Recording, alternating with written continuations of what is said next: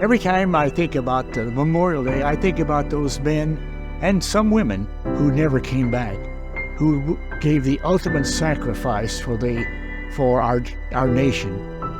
I think about all those that paid the ultimate price to ensure our freedom. I specifically think about our national cemeteries. They're a special place with a flag on every grave. It's just a wonderful way that we honor the fallen soldiers and sailors that gave us this freedom.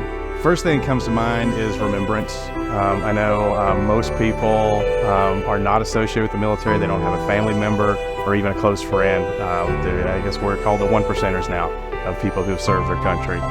So Memorial Day, unlike Veterans Day, is not a time to thank a veteran for their service, but a time to remember those service members who were killed in action or mortally wounded and later passed away from that.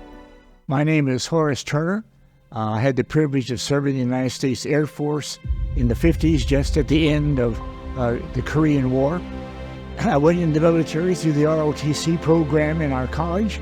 I owe an awful lot to the Air Force because during my service in the Air Force, I was separated from my family for a while, lived in the country of France, and there I became involved with a group of men known as the Navigators. I began memorizing scriptures, and even though I was a Christian, I really began to grow in the Lord at that time. And it was while I was in the military that God changed the direction of my life.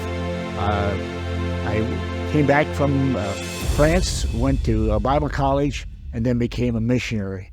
I probably didn't go in because of patriotic reasons. It was during the time of the military draft, and I chose to go into the Air Force, hoping to become a pilot, which did not materialize, but something better happened in my life. I became really an outgoing Christian. I owe all of that to my service time in the United States Air Force. My name's Mitch Stubblefield. I served in the Navy for 25 years. Grew up in Fallingwater and then attended the Naval Academy. I graduated in 1993. And from there, I had a two-part career in the Navy. My first 10 years, I was an intelligence officer. I served on aircraft carriers in the Pacific Ocean and then did a short tour in D.C. After that, I switched and became an engineer. That led me to serve on a ballistic missile submarine, again in the Pacific. And then I served at Pearl Harbor Naval Shipyard, where I did submarine overhauls and maintenance. I also had a tour in Bahrain. I'm just very thankful for the opportunity that I had to serve. It was a great experience. As a veteran, I think I do have a deep appreciation for the religious freedoms that we enjoy.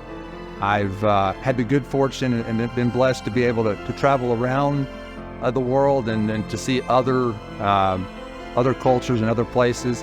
My time in Bahrain, especially in the Middle East, a place where religion and government kind of come together as one, which has the effect of limiting freedom, really provided a good contrast for me. I think America has it right with the First Amendment, and I think that as Christians, we have to use that right to spread the good news to America and to the rest of the world by representing Christ the best we can.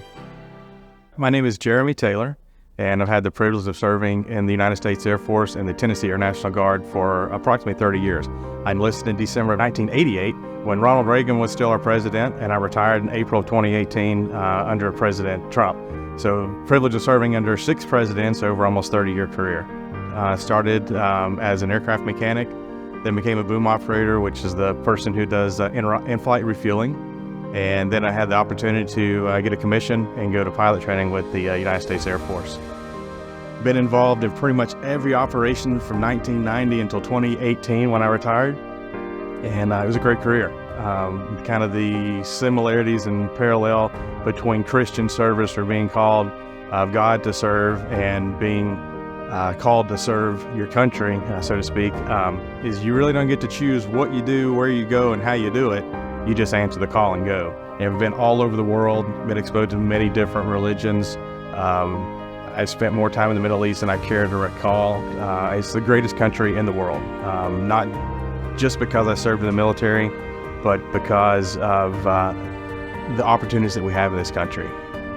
Basically, you can come from nothing and achieve anything and everything in your life. You have, for the freedom to vote. If you don't like the way things are going, go to the voting polls. Cast your vote for the person you think can do a better job. If you want to assemble, if you want to protest, we have all those rights and freedoms here in the United States that we don't have in other countries. If you serve long enough, you're going to have friends that die in action or as a result of combat. I have two friends that come to mind. Lieutenant Colonel Frank Bryant, call signs Bruiser, was killed in Afghanistan in April of 2012. He was two American pilots in a boardroom. An Afghani pilot walked in, cleared the room of everyone else, and executed these guys with their hands on the table. Very solemn event. Frank was recently married and new baby. Whole life in front of him, snuffed out.